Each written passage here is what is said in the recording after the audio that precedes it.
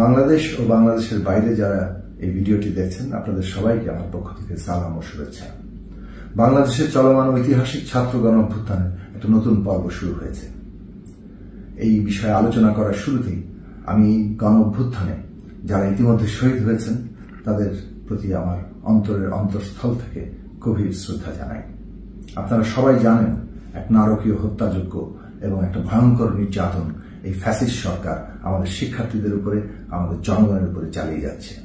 10,000-এর অনেক বেশি শিক্ষার্থী এবং জনতা এখনো জেলে। হাজার হাজার মানুষ এই সরকারের ভয়ঙ্কর আক্রমণে তারা আহত হয়ে আছেন। হাসপাতালে তারা চিকিৎসা নিতে পারছেন না, হয় তারা হামলার শিকার হচ্ছেন, না হয় গ্রেফতার হচ্ছেন। ব্লক রেড দিয়ে তারা সমস্ত এলাকাগুলিতে সারা দেশে গ্রেফতার করছে। এরপরও আমাদের দেশের শিক্ষার্থীরা এবং দেশের অভিভাবকরা, দেশের জনগণ একটা ঐতিহাসিক গণ অভ্যুত্থান রচনা করে চলেছেন। এই ভয়ে ভীত হয়ে আজকে যখন সরকারের পরপর অবস্থা, এখন তারা বলছেন তারা সংলাপ করবেন, তাদের দরজা খোলা, তারা সংঘাত চান না।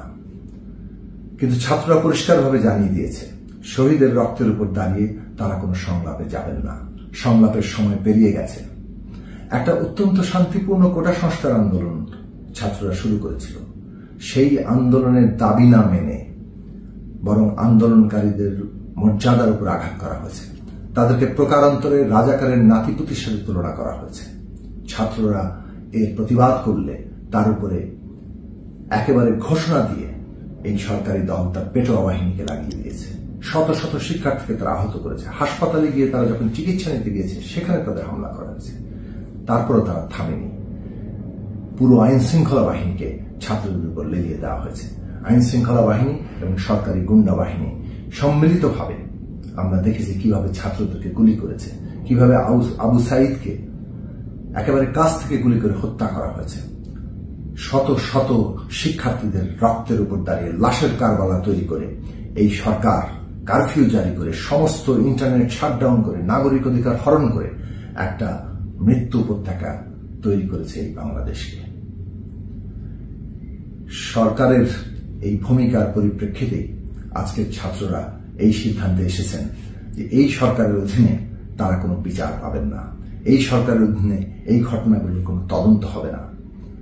কেননা যে সরকারের পুলিশ বাহিনী বলে যে তারা কোনো গুলি করেনি, তাদের গুলিতে কোনো ছাত্ররা, শিক্ষার্থীরা নিহত হননি, সন্ত্রাসীর গুলিতে হয়েছেন।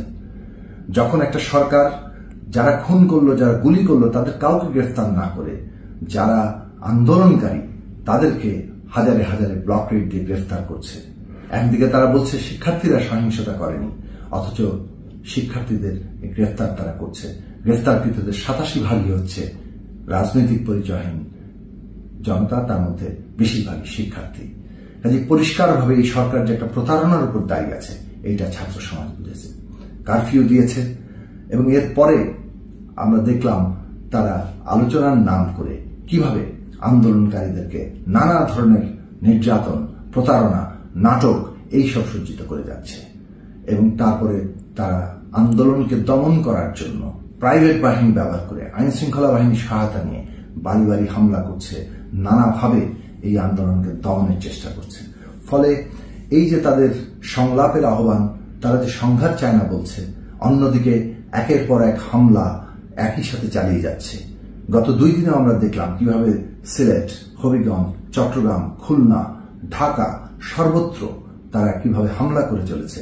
এ থেকে অত্যন্ত স্পষ্ট যে আসলে এই সরকার যে কোনো মূল্যে এই আন্দোলনকে দমন করতে চায়। আর সে কারণেই ছাত্ররা পরিষ্কার জানিয়ে দিয়েছে এই সরকারের আর ক্ষমতায় থাকার কোনো অধিকার নেই। এই সরকারকে যেতে হবে, বিদায় নিতে হবে। তারা এক দফা দাবি ঘোষণা করেছে, অবিলম্বে সরকারকে তার সমস্ত মন্ত্রিসভা সহ পদত্যাগ করতে হবে এবং একটি সকলের কাছে গ্রহণযোগ্য অন্তর্বর্তীকালীন সরকারের হাতে ক্ষমতা হস্তান্তর করতে হবে। এই ছাত্র সমাজের বিক্ষোভ আজকে যে গণ অভ্যুত্থানের রূপ নিয়েছে, এটা সরকারকে বিদায় দেওয়ার দাবি তো তুলছেই, কিন্তু এখানেই কেবল সীমাবদ্ধ নয়। আজকে এই গণ অভ্যুত্থান বাংলাদেশের জন্যই এক নতুন সম্ভাবনা সৃষ্টি করেছে। 1971 সালে লক্ষ শহীদের রক্তের উপর দাঁড়িয়ে যে রাষ্ট্র প্রতিষ্ঠা হয়েছিল, সেই রাষ্ট্রের প্রতিশ্রুতি ছিল সকল নাগরিকের জন্য সুযোগের সমতা, মানবিক মর্যাদা এবং সামাজিক ন্যায় বিচার প্রতিষ্ঠা করা। কিন্তু গত 53 বছরে এর কিছুই আমরা দেখিনি। আজকে 53 বছর পরে আমাদের ছাত্র যুব তরুণরা, এমনকি শিশু কিশোররা যেইভাবে রাজপথে নেমেছেন, যেভাবে আবু সাঈদ, মুগ্ধ এরকম অসংখ্য তরুণের আত্মত্যাগ আজকে আমাদের সমস্ত তরুণ সমাজকে জাগিয়ে তুলেছে।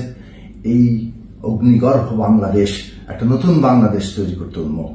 সরকারকে বিদায় দেওয়া আশু দাবি, দীর্ঘমেয়াদী লক্ষ্য হচ্ছে যে সরকার এই রাষ্ট্রশক্তিকে ব্যবহার করে নিজের দেশের জনগণকে, শিক্ষার্থীদেরকে, এমনকি শিশুদেরকে তারা গুলি করে, নিজের দেশের জনগণের বিরুদ্ধে হেলিকপ্টার দিয়ে অপারেশন চালায়, নির্বিচারে গুলি করে, সমস্ত ইন্টারনেট শাটডাউন করে, সমস্ত মানুষের অধিকার হরণ করে।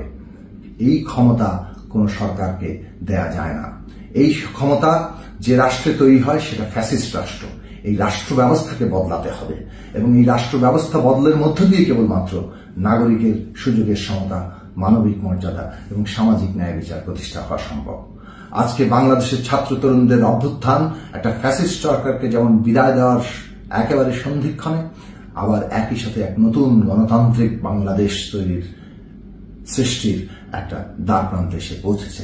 এই রাজনীতিকে, এই শক্তিকে, এই ছাত্রদের অভ্যুত্থানকে আজকে বাংলাদেশের প্রতিটি নাগরিকের দায়িত্ব হচ্ছে তার পাশে এসে দাঁড়ানো, আমাদের সন্তানদের পাশে এসে দাঁড়ানো। এই আন্দোলনকে সফল করতেই হবে। বাংলাদেশের নাগরিকদের জীবন মরণের সমস্যা আজকে এসে দাঁড়িয়েছে এবং এই আন্দোলনের মধ্যে দিয়েই আমাদের দেশের জনগণের মুক্তি সম্ভব, আমাদের দেশে শান্তি প্রতিষ্ঠা সম্ভব যদি এই আন্দোলন সফল হয়। সরকারকে বিদায় করে আমাদেরকে এই আন্দোলনে সফল করতে হবে। সরকার মরিয়াভাবে এখনো চেষ্টা করে যাচ্ছে তার সমস্ত দলীয় গুন্ডা বাহিনী, শক্তি এবং আইন শৃঙ্খলা বাহিনীকে ব্যবহার করে এই আন্দোলনকে দমন করতে। নানা দিকে বাড়ি বাড়ি তারা হামলা করছে এবং ছাত্রদেরকে নানাভাবে বিভক্ত করার চেষ্টা করছে। এই সমস্ত ষড়যন্ত্র চক্রান্ত নস্যাৎ করে দিয়ে আজকে বাংলাদেশের জনগণকে